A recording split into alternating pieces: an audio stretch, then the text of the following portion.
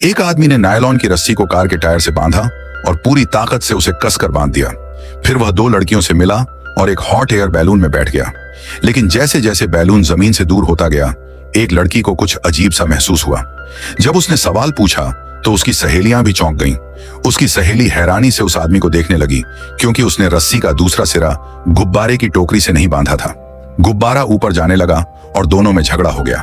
लड़ाई शुरू हो गई। तभी लड़की ने एक डरावना नजारा देखा। गुब्बारा धीरे धीरे तेज गति से चल रहे पंखे यानी पवन टरबाइन की ओर बढ़ रहा था।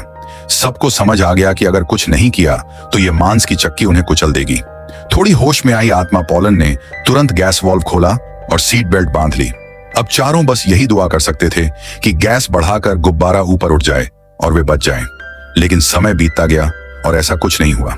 जैसे ही उन्होंने राहत की सांस ली, एक पंखे का ब्लेड टोकरी का एक कोना फाड़ता हुआ आया।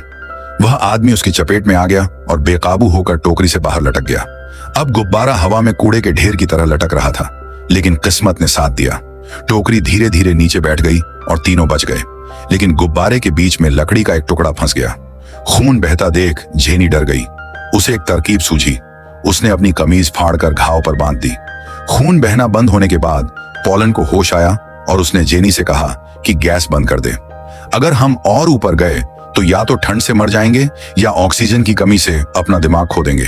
तभी जेनी को पीछे से एक जानी पहचानी आवाज सुनाई दी। उसने पलटकर देखा तो वह आदमी एक सुरक्षा रस्सी से लटका हुआ था। खुद को बचाने की जल्दी में जेनी टोकरी के किनारे पर आ गई और उसे पकड़ने की कोशिश की, लेकिन दूरी बहुत ज्यादा थी। आदमी जोर से उछला, लेकिन अचानक उसे एक चीख सुनाई दी। अगले ही पल वह आदमी गायब हो गया। बस एक रस्सी हिल रही थी। जेनी समझ गई कि इसका क्या मतलब है। वह सोच भी नहीं सकती थी कि एक मजेदार रोमांचक यात्रा इतनी डरावनी कैसे हो सकती है। समय बीतता गया और गुब्बारा धीरे धीरे नीचे उतर गया, लेकिन दुर्भाग्य से उसने फिर हमला कर दिया।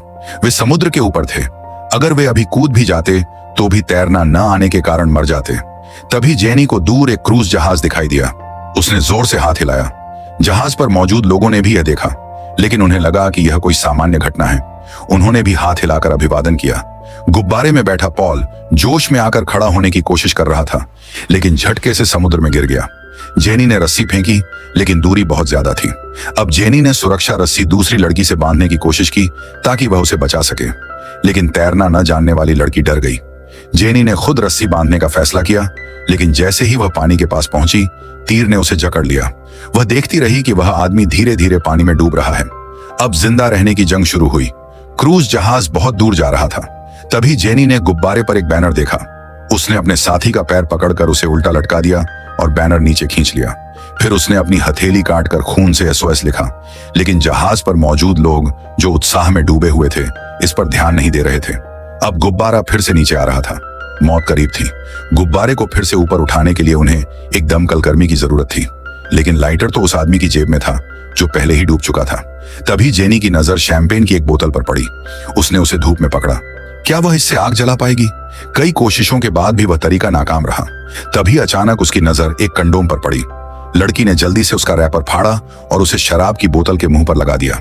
धीरे धीरे जब उसमें वोडका डाली जाती है तो वह सूखे कंडोम के पानी का गुब्बारा बन जाता है। लड़की अब सूरज की रोशनी को अपनी सहेली के हाथ पर केंद्रित करके एक चमकता हुआ बिंदु बनाती है। तभी अचानक अपनी सहेली की चीख सुनकर उसका दिल धड़कने लगता है। उसका आइडिया काम कर गया। जेनी के कहने पर दोस्त ने अपनी जेब से एक इनो टम्बलर निकाला और उसे पानी वाले गुब्बारे के पीछे रख दिया। कुछ ही सेकंड में नोट से धुआं निकलने लगा। जेनी खुशी से झूम उठी। आग की इस अनमोल आवाज को उसने गैस वाल्व तक पहुंचाया और बुझी हुई आग को फिर से जला दिया। गर्म हवा का गुब्बारा धीरे धीरे ऊपर उठने लगा। उनके दबे हुए दिल थोड़े हल्के हो गए। पर यह तो बस एक और छोटी सी उम्मीद थी। खतरा अभी टला नहीं था। अपनी जान बचाने के लिए उन्हें और भी ज्यादा ध्यान लगाना था। दोनों ने जलते हुए कपड़े ढूंढे, उन्हें कसकर बांधा और एक छेद में लकड़ियां फंसाकर ऊपर आग के पास ले आए। कपड़े जलते ही गुब्बारे पर घना काला धुआं उठने लगा। यह नजारा जमीन पर मौजूद पर्यटकों ने भी देखा, लेकिन समय बहुत कम था। गुब्बारे में सिर्फ 30 मिनट का ईंधन बचा था। जेनी समझ गई, अगर कुछ नहीं किया गया तो मौत निश्चित है। वह सिग्नल ढूंढने के लिए अपना फोन निकालती है, लेकिन कोई फायदा नहीं हुआ। तभी उसकी दोस्त को एक आइडिया सूझा। उसने जेनी का फोन छीन लिया और उसका पिछला कवर तोड़ दिया। वह एक छोटे से छेद की ओर इशारा करते हुए कहती है, यह सिग्नल बढ़ाने वाला एंटीना पोर्ट है। वह केबल से एक मंगल ग्रह का तारा निकालकर फोन के छेद में लगाती है और हाँ, सिग्नल आ गया। पर अब बस 2 सेकंड की खुशी है। फोन की बैटरी खत्म होने वाली है।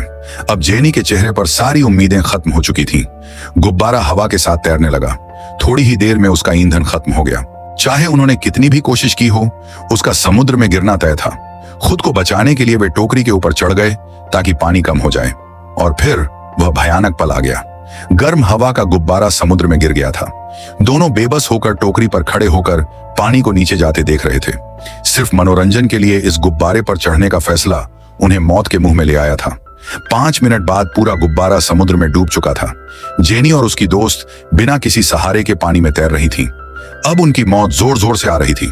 तभी एक उम्मीद की किरण जगी। खाली गैस सिलेंडर पानी पर तैरते दिखाई दिए। जेनी अपनी सहेली को खींचती हुई उसकी ओर बढ़ रही थी, लेकिन यह कोई स्थायी समाधान नहीं था। ठंडे पानी ने लड़की का चेहरा पीला कर दिया था, लेकिन जेनी के चेहरे पर अचानक खुशी छा गई। दूर एक विशाल जहाज दिखाई दिया, लेकिन एक नई मुसीबत। जहाज सीधा उनकी ओर बढ़ रहा था। अगर वे नहीं हिले तो 1 मिनट में ही कुचल जाएंगे। वे दोनों अपनी जान बचाने के लिए छटपटा रहे थे और एक तरफ तैर रहे थे। जहाज रास्ते से हट रहा था, लेकिन वे मदद के लिए चीख भी नहीं सकते थे। उदासी, निराशा, हार। अब उन्होंने संघर्ष करना छोड़ दिया और मौत का इंतजार करने लगे। तभी दूर से एक आवाज आई। उनका हल्का सा धुआं काम कर गया था। बचाव दल आ चुका था। जेनी और उसकी दोस्त रो रही थी। इस भयानक अनुभव के बाद शायद वे फिर कभी हॉट एयर बैलून पर न चढ़ पाए।